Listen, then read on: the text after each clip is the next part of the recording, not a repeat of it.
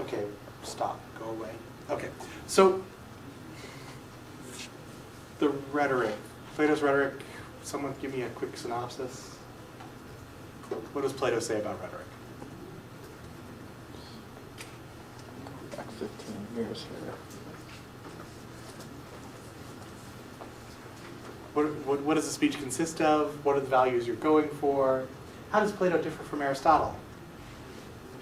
What does he think about sophists?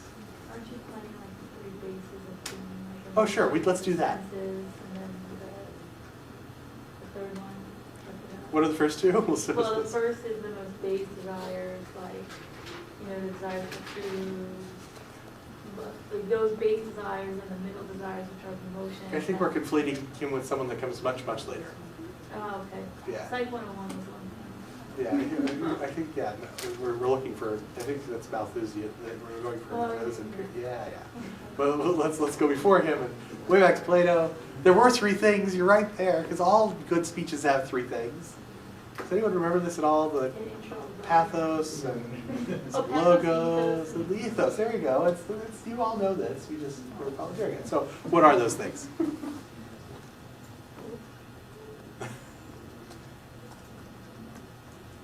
Someone knows this. Don't be embarrassed. Just say what one of them is. Take the easy one. Isn't it like reason, emotion,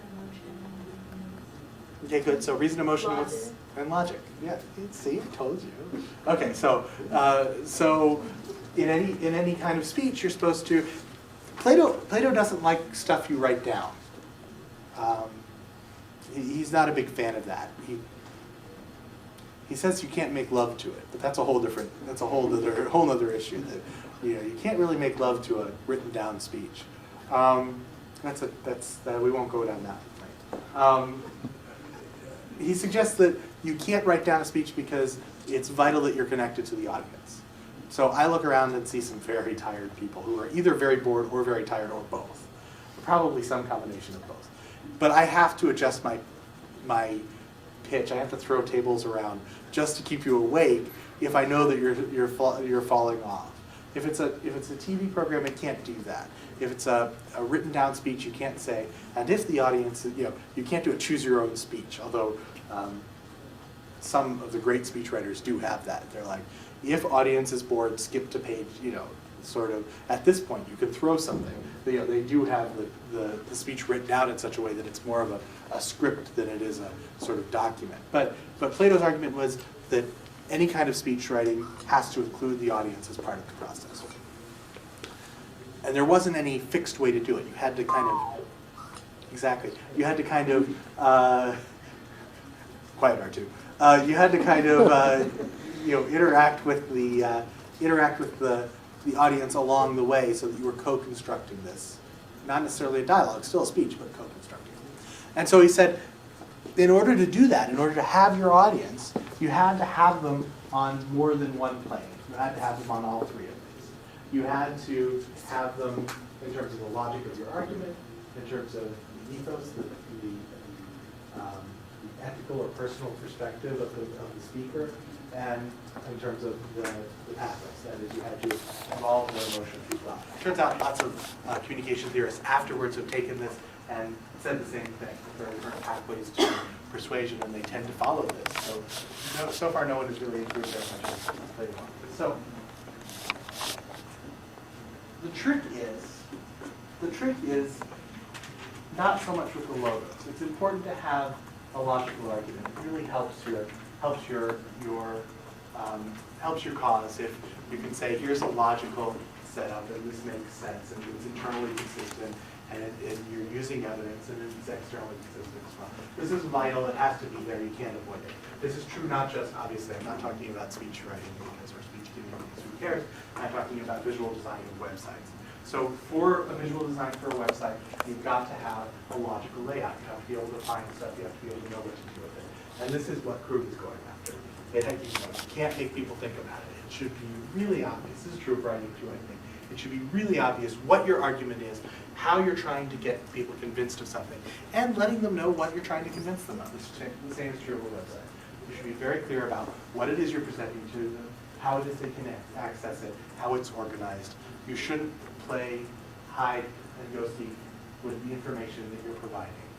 Okay? So that's straightforward and that's done. And so some of you in your responses said, this is dumb, don't make me think, just tells us stuff we already know. And that's true. That's the whole point of it. It's kind of saying, keep it simple, do it as dumb as possible because that's the way you're supposed to do it. Tell them what you're going to tell them, and then tell them again. Right? So be really obvious about what you're doing. So what does Krug do with these other two pieces? What does he do with the pathos? What does he do with the ethos? Do those matter? If you have a really unthinking, for want of a better word, cognitively simple website, does the ethos, or do the ethos and the pathos matter? So what is this ethos thing? This ethos thing is, why are you listening to me? Why should you care? There's a couple of reasons you could care. One is because I'm moving a lot and hopefully keeping you awake. And doing that intentionally. That is, I'm actually contacting your eyes more than I ever do normally because I'm too tired to. This is the way I lecture in a larger class because I have to, and here I just ignore it. But I'm doing that specifically as a way at getting not at your thought process, because who cares?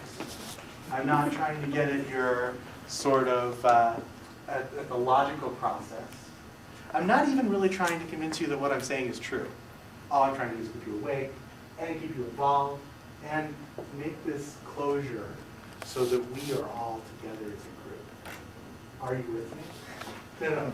Are you with me? Are you here with me?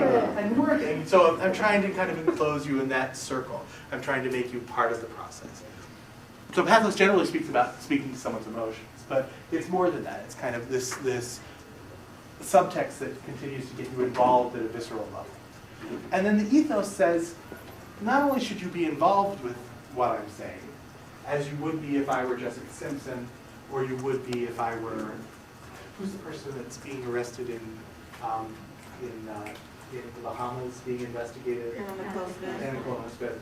What I just did there was not just forget, but never mind. For those of you who've done kind of classical, the I have a dream speech, if you leave something empty and you fill it in, we've once again come together in a way that, no, I just forgot her name.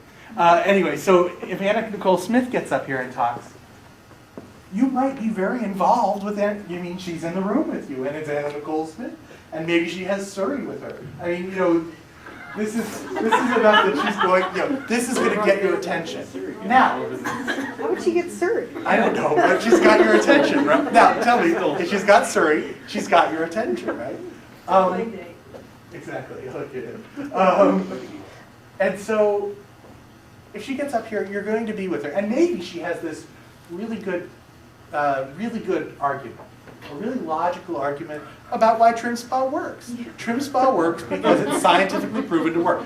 She didn't come up with this on her own. They fed it to her, but she's got a really good line on why Trim Spa works. Do you buy it? No. Why? Because it's Anna Nicole Smith, and she's got Surrey. I mean, she is not a credible person in her person herself. Now, there are ways she could make herself credible, and we'll see her making herself